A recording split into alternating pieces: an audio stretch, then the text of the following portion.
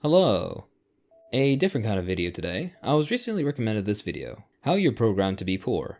Seemingly another video in the usual never-ending stream of people chucking their "oh my god, I got so rich so fast, join my course" nonsense.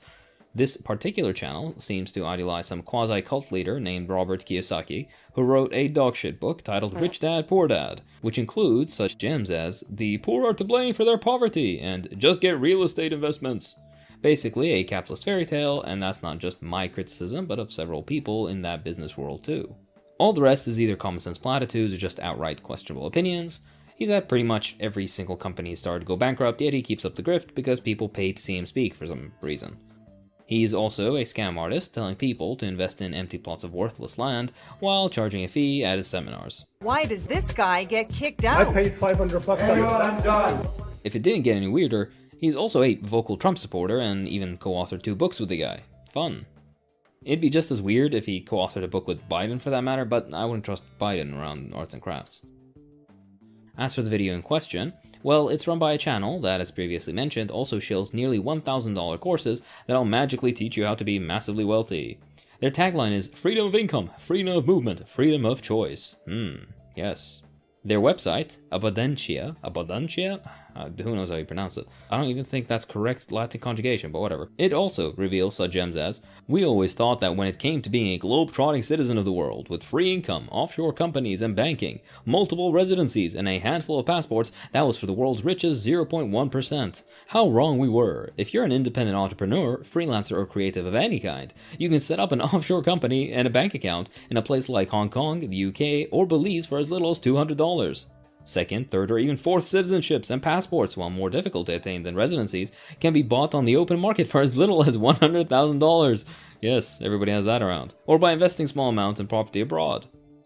And there are literally thousands upon thousands of small, medium, and large entrepreneurs legally lowering their global tax legally to single-digit numbers by moving where they earn, bank, invest, and do business around the world. So basically, dodge taxes, invest more than most people, even the imperial core, let alone, for example, Bangladesh, earn in a year to buy a passport, and try to do as little work as you possibly can. Side note, this anti-work stuff is something I've never personally understood. Not to get all Protestant work ethic on you, I'm Muslim. But why wouldn't you want to do any meaningful work? I'm all for shortening the working day, automating all the tedious jobs, eliminating the bullshit ones, and developing a society where the work we do is actually fulfilling, but the capitalist dystopia we live in seems to only allow for people to imagine not being socially productive, and to encourage aspirations of joining the parasitical class leeching off of all the people that actually do the work. We'll get into all this in just a second. They also peddle crypto, with referral links, unsurprisingly, and they, of course, never forget to cover themselves with the usual "all info shall not be construed as financial, investing, tax, accounting, legal, immigration, insurance, or other advice. It may be incorrect, outdated, inaccurate, or reflect personal opinions. Everything at your own risk." Yeah. Now on to the video, which I'll be skipping around in for brevity's sake. Before I start the disclaimers, I'm sure these people are well-meaning. I hope so. I've only seen this one video, maybe the others have some useful information, but what I'm critiquing here is this way of thinking more than anything else. Don't harass or bother anybody, be decent human beings. Alright, let's jump in. Number 1, we are programmed at school to be workers. Unfortunately, a lot of the ways that we are programmed to be poor, or at least programmed to stay in a certain economic class, comes down to the modern education system. When we started automating tasks and producing products during the Industrial Revolution, the world needed people that would man these machines and factories that were popping up all over the globe. But they didn't just need people. They needed people that would follow orders, that were agreeable, that would be told what to do, when to do it, and how to do it, and just execute those tasks in the factories. In the beginning, she rightly states that the modern schooling system emerged out of a need for semi-educated workers to be able to run machines, be agreeable, understand hierarchy, obey that hierarchy, and respect property rights. Basically, capitalist social conditioning in order to make people more conducive to the alienating tasks of factory work and the relentless extraction of surplus value. Here's where it starts to get off the rails though.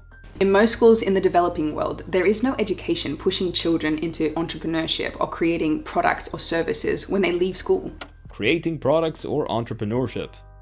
Here's where the ideology falls in. To the people making this video, breaking out of the system is basically further entrenching yourself within it. When she speaks of mundane jobs, she doesn't really specify what she means, but what these people usually mean is any quote-unquote 9 to 5. The inverse to them is being an entrepreneur, obviously. Make and sell stuff, usually garbage with very little utility, at least semi-built to top half-truths, or outright fabrications directly aiming at common insecurities. Their product, the courses they peddle, is exactly an example of this. My issue with this type of hyper-emphasis on entrepreneurship is, again, who's going to do all the actual work that keeps society running? All the suckers apparently work 9-to-5 jobs, which include sanitation workers, doctors, engineers and construction workers that have built literally every facet of modern living, nurses, train conductors, IT people, the list goes on and on. I myself am a doctor, and I work the usual ridiculous hours to be expected of a doctor in residency. This genre of capitalist fantasy really irks me because the implication is, we want you all to be rich, but they advocate being an entrepreneur. Obviously, not everybody can be a do-nothing entrepreneur. Somebody has to actually do real work. Regular shift work, from the mundane to the highly technical. These people can't simply become entrepreneurs because of their actual jobs that need to get done and need time to get done. You can't sip sangria on a beach in Spain working 1-hour weeks if you're a technical specialist at a nuclear power plant. The logical conclusion is that not everyone can be an entrepreneur, and hence, by proxy, they advocate for a small sliver of the population becoming a leech on society by deriving the lie of the century, which is passive income. Barring select examples, most so-called quote-unquote passive income is either not actually passive, or is a result of somebody else actually working, not being paid their full worth. Furthermore, the ideological argument is even more horrific, as rather than advocating for a better world in which, yes, we all labor to an extent, but we all also have fulfilling jobs and all our needs are met, instead of this, the idea is to simply find the quickest way to be as least socially contributing as possible, even down to the not paying taxes bit. For a Marxist take on taxation, hint, you're secretly being taxed way more than you imagine, check out this video here. She moves on to make a good point that most modern educational systems don't teach regular people about taxation, mortgages, how to build and maintain wealth, how to grow wealth, investment, etc.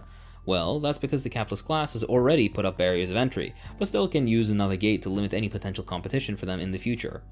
Wealth, although generally growing by virtue of global economic development, isn't infinite. It leaves one place and goes to another, usually by incredibly unethical. Get an education, maybe go to college, get a good job, stay at that job for the rest of your existence, be an asset to somebody else's company, retire, then die. This is how most of us are being programmed. Be an asset to someone else's company. Ideology at play again. Rather than potentially imagining the very real and accomplished tens of thousands of times over development of cooperative and state ownership of industry and enterprises, particularly within socialist countries, she's fundamentally stuck within the framework of just try to be another capitalist. Again, not everybody can be a boss. Despite the we want everyone to be their own boss starry-eyed rhetoric of these types, the logical conclusion, which they know and don't admit, is that under each singular boss there are tens, hundreds, or thousands of workers. The only way everyone can be their own boss is when everyone has democratic control over their enterprise or workplace. Only under socialism can this reality be realized, without the horrific and unending exploitation of other people, both domestically as well as around the world. And there are two ways that this can happen for the most part. For some of us, it was because we were surrounded by specific people, perhaps parents, that were arguing about finances. For others, it was hearing family members speak poorly about anyone that did have money. And for some, it was growing up in communities that were struggling, their family was struggling, or they were living in poor neighborhoods. Most people that grow up in an environment like this are programmed from birth to have a negative connotation when it comes to finances and anyone that has finances. Ah yes, the reason you're poor is because of your mindset. You are surrounded by other poors, and as a result, you have an inbuilt drive to remain poor. You hate rich people too much, probably like your landlord and the people that run the economic and political system of your country, in direct contradiction of its so-called quote-unquote democratic setup. Ignore completely the dictatorship of capital that we live in, where regular people's demands aren't even seen. Meanwhile, the ruling class can basically get whatever they like, though. Ignore the dozens of barriers set up to drag you down, from systemic racial discrimination in education and employment, how a massive chunk of the population rents and as a result cannot even dream of accumulating capital before late into their adult life, social and or political marginalization, conflict in large corners of the globe, inadequate infrastructure from simple things like water and electricity to internet, climate change, etc., etc. Not all of these affect imperial core people, but humanity is a lot more than just the imperial core. That's another issue with these get-rich-quick types. They claim this is for everyone, but a Kenyan tea farmer, or a Kurdish peasant, or a Peruvian mine worker can't even dream of starting an offshore bank account in Hong Kong. Hell, the basic fees of this stuff is sometimes months, if not years of payment for people who make up the bulk of humanity, and actually do the real work. Bringing it home for Americans, let's say, if you're an ethnic minority, in a highly policed neighborhood, with defunded schools, an insecure family life, and crumbling local infrastructure, telling that person that they're poor because of their mindset, or because they're surrounded by other poor people isn't just wrong, it's cruel. The way out of this isn't entrepreneurship, although that can have its time and place. The way out of this is proper and directed state investment in infrastructure, housing, education, healthcare, and employment. And this is why, statistically speaking, people from poor communities tend to live out their lives in poor communities, not just because they have much less access to opportunities, because they can't mentally imagine a different way of existing. And the metaphysical conclusion that doesn't have basis in reality. Yeah, your material conditions might kinda play a factor, sure, but it's your mindset, man. Being poor, living in lack, may be so imprinted into your childhood mind that it's made its way into the subconscious belief system that rules you and rules, most likely, your financial life. I can grant a basic premise that yes, the motivations you hold can sometimes play a slight role in your decisions, like risk-taking, for example. If you've always experienced poverty, you'd hold on to money tighter, hence potentially limiting your, for example, investment growth in the future, or your ability to start some business. But you have to also remember that the risk is many times multiplied if the person is poor. If they're already in poverty, it makes no sense to risk basically homelessness or a significant worsening of your already bad conditions for some Hail Mary attempt at getting a business or investment to pay off. Furthermore, you can't budget yourself out of poverty. Poor people not living within their means is a myth. It doesn't exist. Just because they have a phone and microwave, things necessary for a modern and civilized existence, doesn't suddenly mean they're living outside their means. Likewise, smart budgeting can help reduce financial stress, but in the end there's only so much you can cut before you're reduced to only the bare essentials, which also is no way to live at all. The first thing to understand is that that is not your fault. And just because a situation was a certain way, it doesn't mean it has to continue. It can be changed. And I'll talk about that a little bit more later in the video. The other part of being kept poor by belief I see comes from the media. We're talking books, TV, movies. Let's look at TV and movies. I'm sure that you've seen the trope of the evil rich person before. It might be the evil king or queen that is filthy rich. It might be the billionaire supervillain. In cartoons, the evil person, Cruella de Vil, Scrooge McDuck, or Robin Hood. Steal from the rich, give to the poor. No matter what format, you've probably seen it. Again, blaming general and correct social perceptions of society as the root causes of your poverty is just plain stupid. These stereotypes exist because they're true. Look, being rich isn't making $200,000 a year as some technical professional. Being rich is yacht money. Being rich is being able to influence governments to do whatever you want. She never defines what being rich is in this video, but the examples she gave shows that she has an idea of what is meant. No one is being taken out of context here. I'll give examples. Pelosi and her husband have been in the news recently for insider trading, another thing that regular people can never dream of doing, by the way. She's worth over $100 million and is at the direct levers of power of the most powerful country on earth. Not for long, inshallah.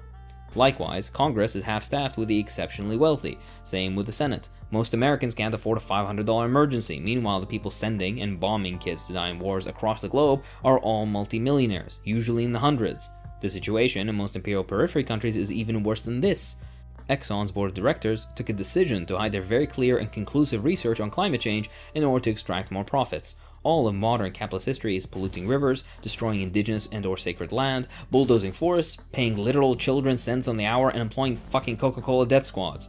Read a book, please. Being rich doesn't make you evil, whatever evil means. We're not making moral judgments here. But the stuff you need to do, or not do, in order to get so filthy rich are fundamentally unethical by design. That's why it's called being filthy rich. Reduce environmental protection or lobby to get those laws removed. Eliminate worker safety laws. Destroy unionization efforts. Employ ethnic minorities or women only to pay them less. Rig the elections of other countries in order to benefit you personally, to the massive economic and social loss of millions. This happened as a result of American meddling in Iraq, in Central America, in the Congo, and at home. Number 3. Most people are poor by design. This may be the most difficult part of the video for people to hear, but the truth is that the majority of the population is designed to be poor, and it's mostly the design of the systems that we live in. And this rigged system revolves around unchecked capitalism. Yeah, boy, she said it. Pack it up, everybody. Our job is done. Arise, you workers from your slumbers. Arise, you prisoners of blood. Wait. Hold on. Unchecked capitalism? False alarm, people. Back to work. The wealth that nations generate from capitalism allows countries such as Norway, Iceland, Australia, and many more to provide social services for the population, healthcare, great infrastructure. Capitalism creates opportunity and the ability for the people to create something of themselves, create something from their lives instead of just being stuck in the situation that they were born in. How does she not see this? Capitalism is the reason most people are stuck in the situation they were born into. The systemic reproduction of poverty, while at the same time generating more wealth than humanity has ever seen before, is the true barbarity of the system. That was one of Marx's more social commentary type of point. Before someone says it, no, capitalism hasn't lifted more people out of poverty than anything else. The Communist Party of China, with intelligent state investment and directed 5-year plans, is what has lifted more people out of poverty than anything else. Removing China, the numbers are far less impressive, if even at all positive. Furthermore, Norway, Iceland, Australia, etc. fund their social programs through imperialism and unequal exchange. It's wealth extracted from the imperial periphery that subsidizes these welfare states. Check out these videos here for a deeper dive.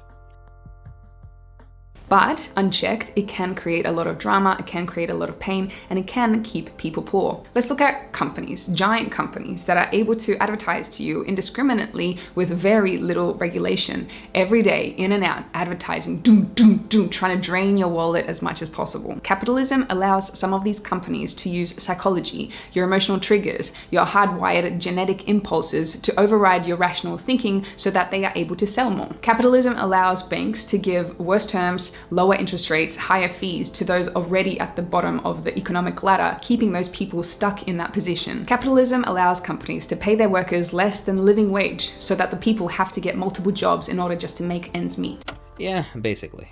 No, this is unchecked capitalism. This is how capitalism is supposed to function. Furthermore, the ideology you're propagating has its logical conclusion in hopefully having started some business that takes off and becomes huge, which is when you too will advertise to play on people's insecurities, break unionization efforts, pay people poverty wages, etc., etc. Again, always follow the train of thought to the logical conclusion. They don't care. They don't want you to save. They want you to spend. We've been programmed from the youngest age to spend, spend, spend. Do not save your money. That saving money is evil and it's dumb and you should live in the moment and rejoice. Yes, something we both agree with. Now she'll talk about what someone can do about their situation. Previously mentioned in other videos that when I was young, that my parents played Tony Robbins in the car or Robert Kiyosaki for me. The aforementioned cultist that scams poor people and has gone bankrupt like a dozen times. Alright, so stage 1, listen to these known douchebags. Rewire your thought process for success, because those medical bills or the credit card debt that allows you to keep your car running, which you need to get to work in a car-centric hellscape, all that will just disappear. She then mentions how her partner basically also listened to these same people, then a few question marks, and then, oh wow, millions of dollars in sales. He's apparently a market consultant now. Good for him. Thing is, not everybody can be that. She then talks about actually taking action and not just relying on mindset, which I agree with. Then, apparently, stop talking to poor people about poor people topics, like how their boss is an asshat. Stop watching movies with evil rich characters in them. Like, I don't know, Scrooge McDuck, I don't fucking... Get therapy, which is one of the few pieces of advice that's actually kind of decent. Give yourself 12 months to rewire your brain, go to seminars and learn, which is like semi-decent advice, depending. Try to avoid debt, decent advice, and don't keep up with the Joneses, which I don't know which 50s white picket fence couples you surround yourself with, but I've never seen this shit in my life. Maybe you have. And then the video ends. I'm assuming the call to action was to check out more of their videos, which I won't do, but I'm sure there's at least some decent advice somewhere in there. No one here is saying don't invest or care for your financial future, but being aware of the ideology of it all is beneficial. Furthermore, there's nothing wrong with trying to secure your financial future under capitalism, but that's why we fight for socialism, so we wouldn't have to step over the heads of our fellow man in order to get there.